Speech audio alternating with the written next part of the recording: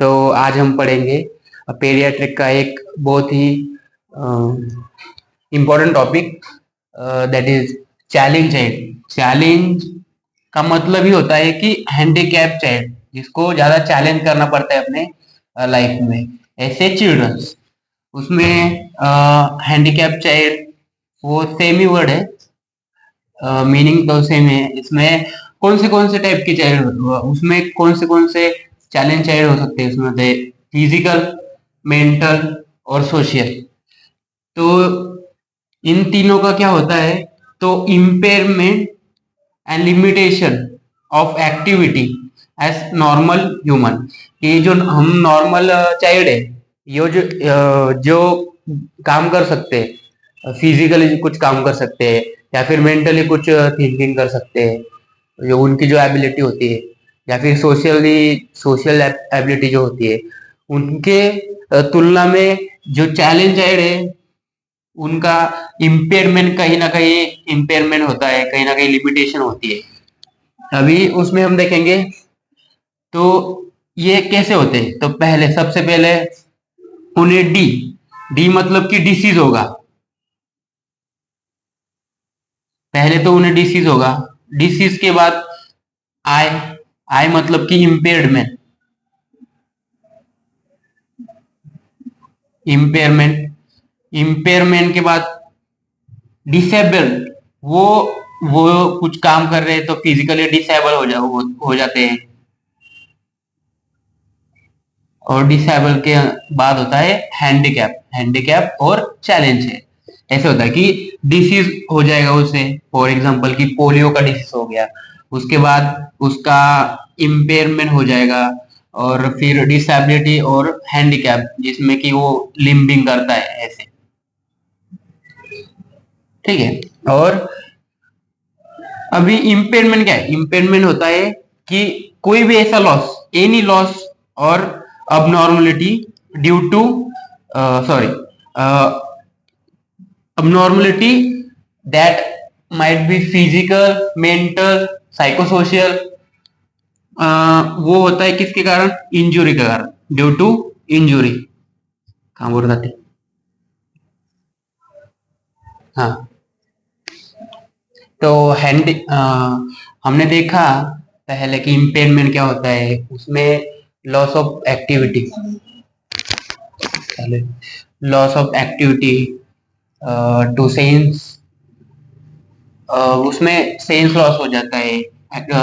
कुछ तो लॉस होता है, वो इम्पेयरमेंट में हो जाता है। अभी डिसेबिलिटी, डिसेबिलिटी में क्या होता है कि जो इंडिविजुअल है वो उसे रिस्ट्रिक्शन हो जाता है, और lack of ability to perform an activity within the range considered normal for a human being. कि जो नॉर्मल ह्यूमन बीइंग है, उसके लिए जो नॉर्मल कंसिडर्ड रेंज है, उसमें ये डिसेबिलिटी में क्या होता है कि उसमें एक्टिविटी कुछ जो एक्टिविटी कर रहा है वो परफॉर्मेंस उसका लॉस हो जाता है, और लैक ऑफ एबिलिटी होता है, उसका रेस्ट्रिक्शन हो जाता है एक्टिविटी करने में। ठीक है। और हैंडीकैप, अभी हैंडीकैप क्या होगा उसमें, हैंडीकैप में क्या होता है कि जो इंडिविजुअल है उसे डिसएडवांटेज होता है। जैसे कि नॉर्मल पर्सन जैसे जिंदगी जी रहा है, उसमें वो नॉर्मली जिंदगी जीता है, बट जो हैंडीकैप है, जो चैलेंज चाइल्ड है, उसे डिसएडवांटेज होता है इंडिविजुअल चाइल्ड, इम्पेयरमेंट और disability that is normal, that is fulfilment of that is normal. जो मतलब कि वही कि जो नॉर्मल है, नॉर्मल बनने के लिए जो फुलफिलमेंट है, वो फुलफिलमेंट ये हैंडीकैप कर नहीं पाता। वो उसका एक उससे वो डिसएडवांटेज होता है उसके पूरे थ्रू आउट द लाइफ।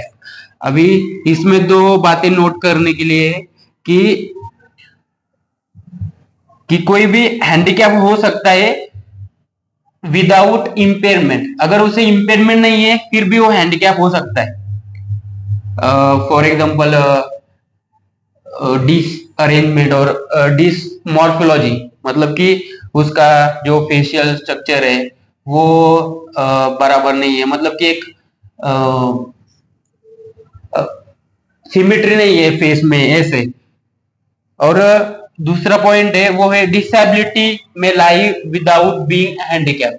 कि डिसेबिलिटी बिना हैंडीकैप हुए भी डिसेबल कोई इंडिविजुअल हो सकता है। हम अभी इसके बाद है इटियोलॉजी। इटियोलॉजी मतलब कि उसका कॉज क्या है, कि किस वजह से डिसेबल्ड और चैलेंज चिल्ड्रन होते हैं। ठीक है, तो उसमें सबसे पहले आता है जीएफ। जीएफ माने कि जेनेटिक फैक्टर। कि अ, कोई फैमिली हिस्ट्री है, कोई फैमिली में अगर चैलेंज है तो उसके बच्चों में वो इनहेरिट हो सकता है कि फर्स्ट जनरेशन में, सेकंड जनरेशन में। चालू है, फर्स्ट जनरेशन से सेकंड जनरेशन में होता है। ठीक है, तो G S and consanguineous marriage. Consanguineous marriage मतलब कि जो रिलेटेड पर्सन है, क्लोज ब्लड रिलेटेड पर्सन होते हैं, उनसे शादी करना। उसमें तीन आते हैं, फर्स्ट डिग्री, सेकेंड डिग्री और थर्ड डिग्री। फर्स्ट डिग्री मतलब कि एक जो पेरेंट है, एक पेरेंट सेम पेरेंट है, कि स्टेप ब्रदर या स्टेप सिस्टर हो गई, उससे शादी कर लेना। सेकेंड मतलब कि चाचा के लड़के से या लड़की से, या फिर मामा, मतलब कि थोड़े दूर, और उससे थोड़े दूर होते थर्ड डिग्री। तो ये ऐसे सिवियरिटी से कम कम होती जाती है, बट जो फर्स्ट डिग्री है उसमें हैंडीकैप होने के चांसेस बहुत ज्यादा होते हैं अगर कंसेंगुइनस मैरिज हो गया इसमें से कोई सी भी डिग्री में। ठीक है, अभी पहले देखा हमने कि जेनेटिक फैक्टर जो कि इनहेरिटेड होता है first generation to second generation, उसमें ही आता है। और कंसेक्यूटिव मैरिज, उसमें फर्स्ट डिग्री, सेकेंड डिग्री और थर्ड डिग्री। सेकेंड आता है कम्युनिकेबल डिसीजेज। कम्युनिकेबल डिसीजेज में होता है TB, tuberculosis, HIV, hepatitis B. ठीक है, और न्यूट्रिशनल डिफिशियंसीज की कोई भी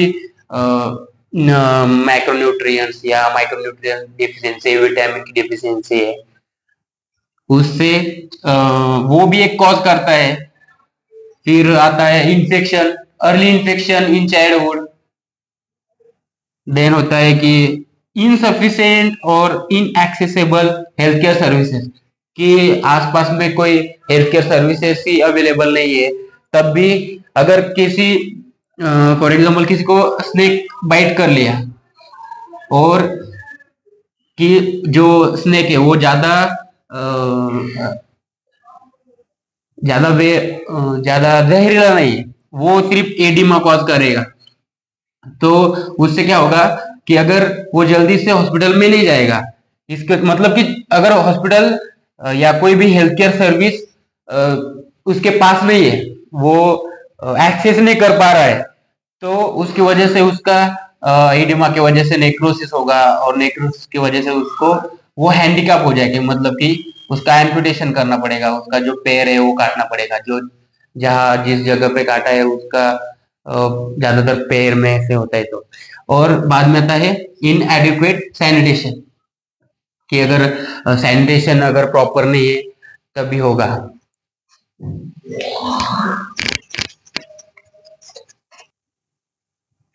Now the type of challenge child. First is physical. In physical, there are orthopedic blindness or deafness or dumbness.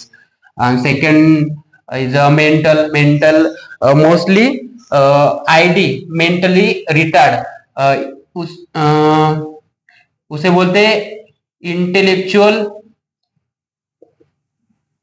Disability, कि उनका आईक्यू जो होता है वो काफी मतलब कि नॉर्मल चाइल्ड से कम होता है। देन सोशल में कौन से आते हैं, ऑर्फन, जिनके पेरेंट्स नहीं है, या फिर पेरेंट है, डिवोर्स पेरेंट है, या फिर निग्लेक्टेड बच्चे। ठीक है, अभी आज हमने इंट्रोडक्शन पढ़ा, उसमें थोड़ा सा इंट्रोडक्शन पढ़ा, और कल हम पढ़ेंगे डिटेल में पढ़ेंगे type of the challenge child, और कैसे मैनेज करना होता है चैलेंज चाइल्ड को। Okay, thank you.